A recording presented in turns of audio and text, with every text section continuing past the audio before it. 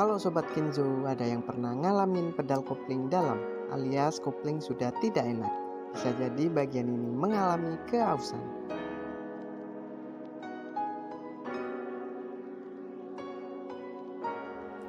Yuk, sebelum menonton tayangan ini, jangan lupa untuk subscribe channel kita dan klik tombol loncengnya. Pengguna mobil yang bijak harus memerhatikan performa mobil yang akan dikendarai. Dalam hal ini ada banyak komponen juga yang perlu diperhatikan, termasuk kampas kopling yang habis.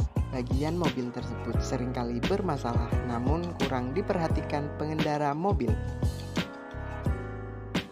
Indikasi habisnya kampas tersebut harus diperhatikan sejak dini supaya tidak merugikan pengendara dan penumpangnya. Perlu diketahui, sebelum kampas kopling mobil merupakan bagian yang lebih dikenal dengan cloud disc. Bagian mobil yang satu ini bentuknya piringan dan sangat berguna dalam pemindah daya pada mesin mobil.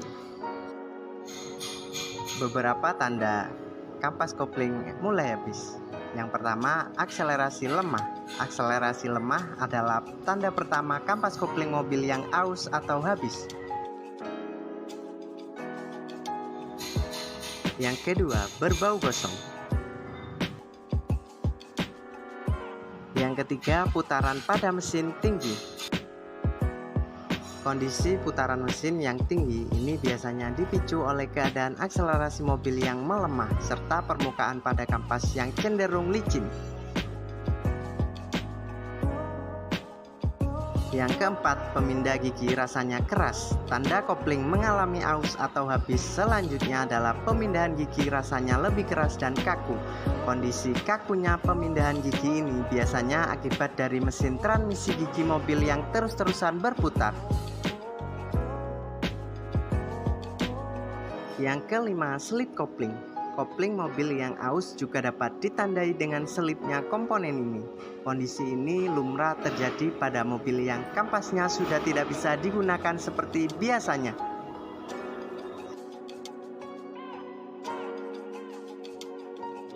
Cara agar kopling mobil lebih awet. Yang pertama, jangan pernah menerjang banjir. Komponen utama kopling mobil bisa rusak ketika kamu menerjang banjir. Ujung-ujungnya adalah kopling akan macet. Yang kedua, netralkan transmisi ketika di lampu merah atau tanjakan. Menahan kopling dalam posisi gigi satu saat berhenti bukan hal yang bijak untuk dilakukan. Hal itu dapat membuat kinerja kopling makin berat. Selain bikin kaki pegel, metode ini juga bisa bikin kampas kopling mobil menipis. Yang ketiga, jangan menggantungkan kaki di pedal kopling saat berjalan. Akibat dari tindakan ini kurang lebih sama seperti poin kedua. Jelas kebiasaan ini bisa menambah gesekan di kampas yang akhirnya bisa mempercepat keausan. Sesuaikan kecepatan dengan ketetapan gigi.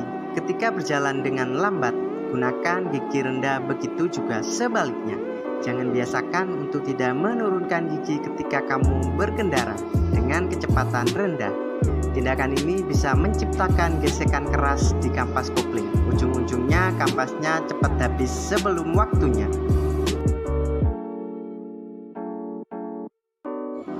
Yang kelima, lepas kopling mobil secara perlahan.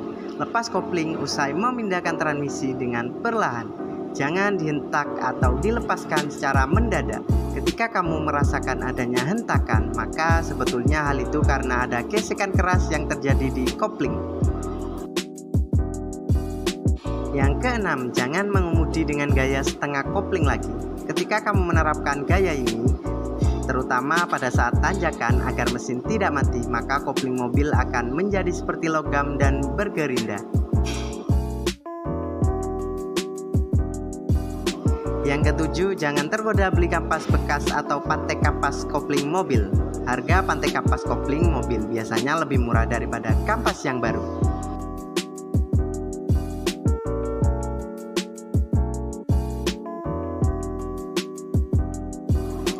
Jadi sekarang pedal kopling mobil sudah kembali normal. Jadi buat kalian yang punya kendala di kendaraan kalian bisa langsung datang ke Bengkel Kenzo Probolinggo.